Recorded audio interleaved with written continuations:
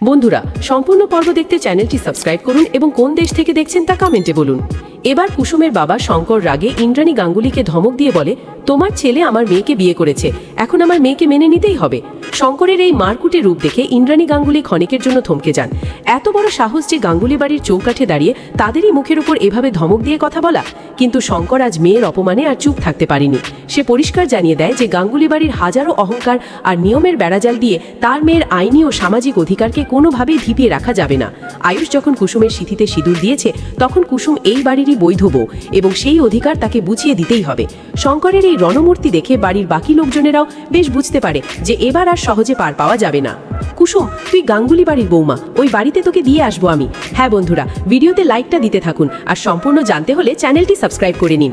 কুসুম সিরিয়ালের নতুন আগামী পর্বে আমরা দেখতে পাই কুসুমের বাবা কুসুমকে নিজের কাছে টেনে নিয়ে অত্যন্ত দৃঢ় গলায় বলতে থাকে, আমি নিজেই কর্তামায়ের সঙ্গে কথা বলবো, বুঝলি?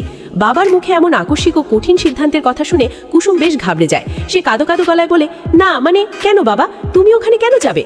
তখন কুসুমের বাবা শঙ্কর ক্ষোভে ও অভিমানে ফেটে পড়ে বলে, আর কতদিন আমার মেয়েটাকে ওরা আলাদা রাখবে রে? ওদের বাড়ির বৌমাকে ঘরে তুলতে ওদের এত কিসের আপত্তি, সেটা এবার আমাকে সামনাসামনি জানতে হবে।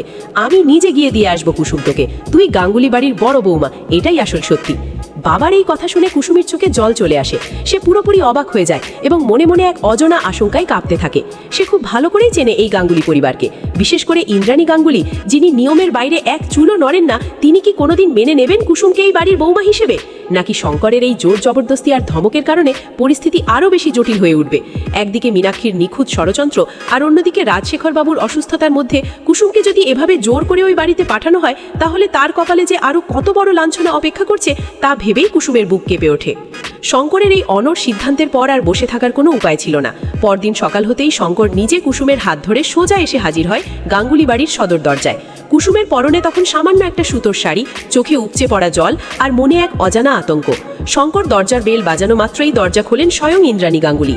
সামনে শঙ্কর আর কুসুমকে একসঙ্গে দাঁড়িয়ে থাকতে দেখে ওনার ভ্রু কুঁচকে ওঠে, চোখের দৃষ্টি হয়ে ওঠে বরফের মতো শীতল। ঠিক সেই মুহূর্তে ড্রয়িং রুমে এসে উপস্থিত হয় আয়ুষ, ঈশান এবং দীপালি। শঙ্কর কোনো রকম ভূমিকা না করেই ইন্দ্রাণী গাঙ্গুলির চোখের দিকে তাকিয়ে বলতে থাকে, কি গো কর্তামা, খুব তো নিয়মের দোহাই দাও, এবার বলো ঘরের বউকে এভাবে কতদিন দরজার বাইরে দাঁড় করিয়ে রাখবে? আজ আমি নিজেই আমার মেয়েকে গাঙ্গুলি বাড়ির অধিকার বুঝিয়ে দিতে নিয়ে এসেছি। শঙ্করের মুখে এমন চড়া সুর শুনে ইন্দ্রাণী গাঙ্গুলি অহংকারী ফেটে পড়েন। তিনি কুসুমের দিকে এক পলক তাকিয়ে শঙ্করকে উদ্দেশ্য করে বলেন, শঙ্কর বাবু, গাঙ্গুলি বাড়ির একটা মান সম্মান আর ঐতিহ্য আছে। এই বাড়িতে কেউ জোর করে নিজের জায়গা তৈরি করতে পারে না। তোমার মেয়ে কোন চক্রান্ত করে আমার ছেলের মাথায় হাত বুলিয়েছে তা আমার ভালো করেই জানা আছে, তাই বললেই আমি একে এই বাড়ির বড় বৌমা বলে মেনে নেব না।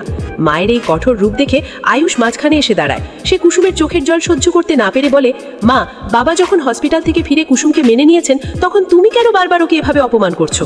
কুসুম আমার স্ত্রী আর এই বাড়িতে থাকার পূর্ণ অধিকার ওরা আছে।